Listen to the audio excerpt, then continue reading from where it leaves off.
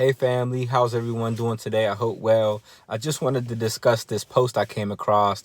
It was both disturbing and comedic.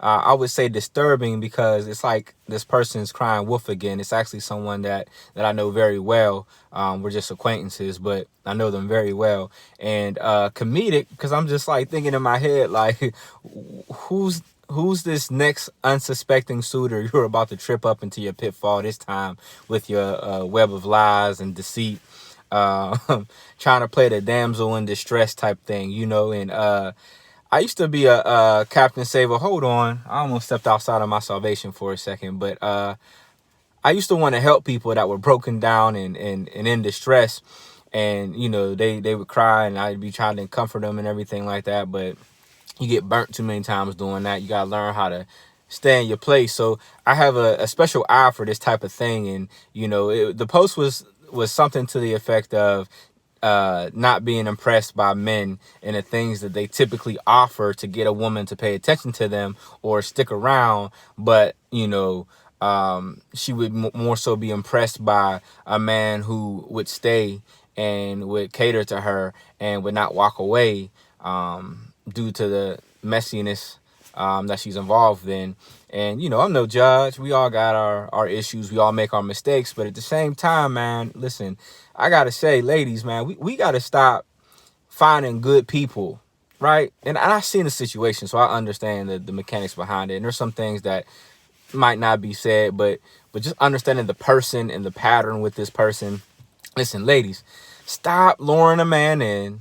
Stop telling him that he's everything and getting him right where you need him to be, and then find every way you can to monkey wrench that situation, pushing him away, being violent with that person, either emotionally or verbally or even physically sometimes, just to prove that he wants to be with you. You don't have to do this. If a man wants to be with you, he will be with you. And fellas, listen, let's stop giving our women a reason to believe that we're going to step outside or we're going to leave. Now, that doesn't mean that either side has done anything wrong to receive that consequence. But man, how many females have I bumped into or talked to or listened to or even been in a relationship with where their idea of proving a man's love for them is, I'm going to make you suffer so bad that if you stay, I know it's love. That's not love, man. That's not love at all. And as a believer, I know that's not how God has given us love. He's given us joy, peace, satisfaction, and the comfort of intimacy with God.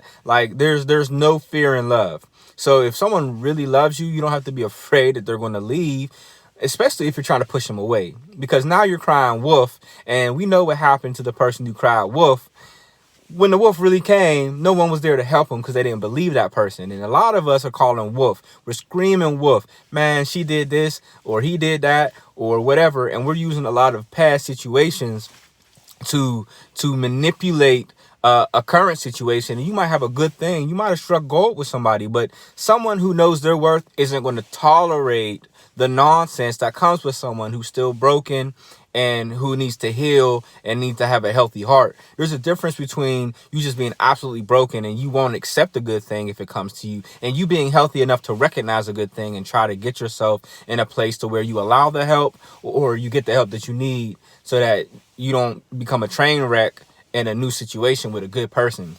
So ladies, please stop crying wolf, man. Stop trying to push us away, push good people away, or push the people that care about you away for whatever twisted reason you want to, trying to prove that they love you. That's not love.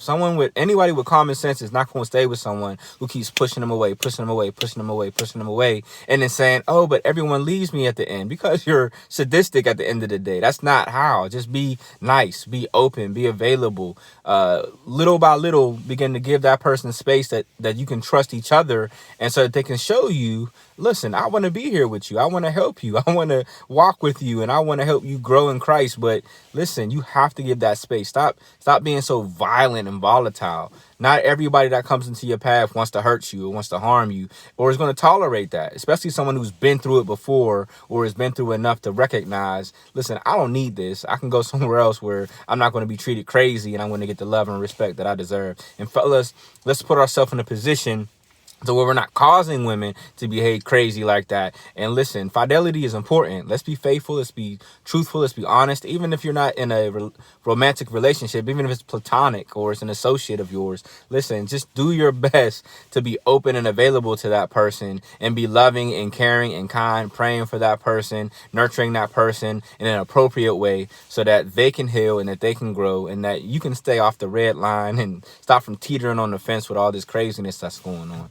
I hope that this was a benefit to somebody because I just think that's crazy. Listen, let's stop crying wolf and let's try to take some initiative and responsibility for ourselves and grow so that whenever God does send the person that he has intended for us, we can be available to receive that person. All right. God bless and have a good one.